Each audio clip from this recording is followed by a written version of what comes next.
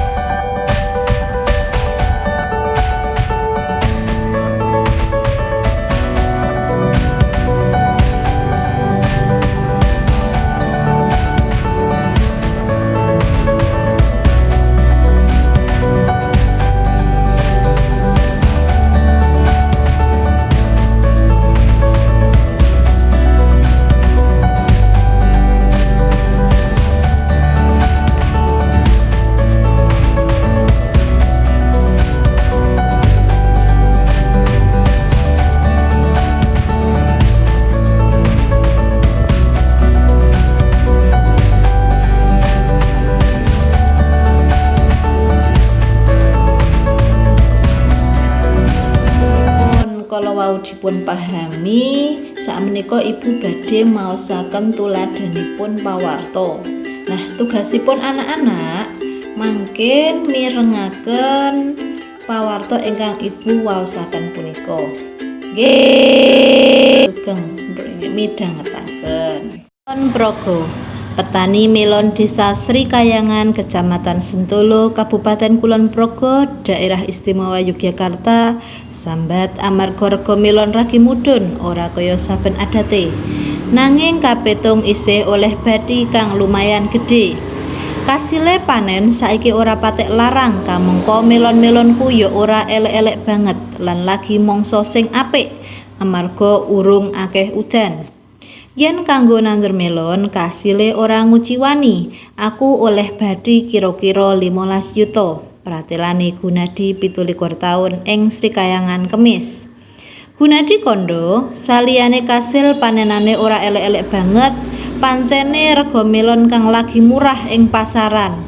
Udakara saben kilone mung diregani 2.000. Jalaran kabutuhan pasar lagi lesu, ora kaya biasane. Miturut Gunadi, yen kabutuhan pasar lagi dhuwur, saben kilo melon regani 4.000 tekane 5.000. Rega kang dhuwur kasebut njalari panen melon sadurunge iki bisa oleh keuntungan 48 yuta. Bathi anggone nandur melon bisa dienggo modal tuku bibit, pupuk, obat lan kanggo nandur ing mangsa ngarep. Merga nandur melon kuwi kabutuhan modal kang akeh, bathi 15 yuta sawise dikelongi kanggo tetuku pupuk lan obat-obate bisa ngentekake 5 yuta. Kandhane Gunadi. Nanging dheweke isih kalebu bejo, malah ana petani liyane sing mung payu 10 yuta amarga kasil panen melone ora patek apik. Melon kalebu tanduran kang ringkih, yaiku saben dina kudu dirumati, 2 dina pisan kudu diresiki saka jamur lan seminggu pisan kudu ngresiki suket-suket kang bisa ngganggu tuwuhe tanduran melon supaya kasile panen bisa nengsemake. Mekaten tuladha pawarta ingkang sampun Ibu waosaken. Monggo tugasipun anak-anak sakmenika inggih punika madosi isi saking pawarta ingkang sampun Ibu waosaken.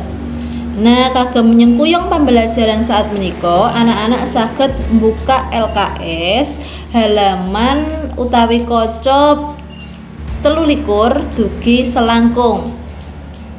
Nah, mekaten pembelajaran basa Jawi ingkang saged Ibu aturaken menawi wonten pertanyaan utawi wonten ingkang badhe ditangletaken, monggo anak-anak saged komen, Ibu balas, nggih. Matur suwun kawigatosanipun Ibu Airi, wabillahi taufiq wal hidayah. Wassalamualaikum warahmatullahi wabarakatuh. Dadah.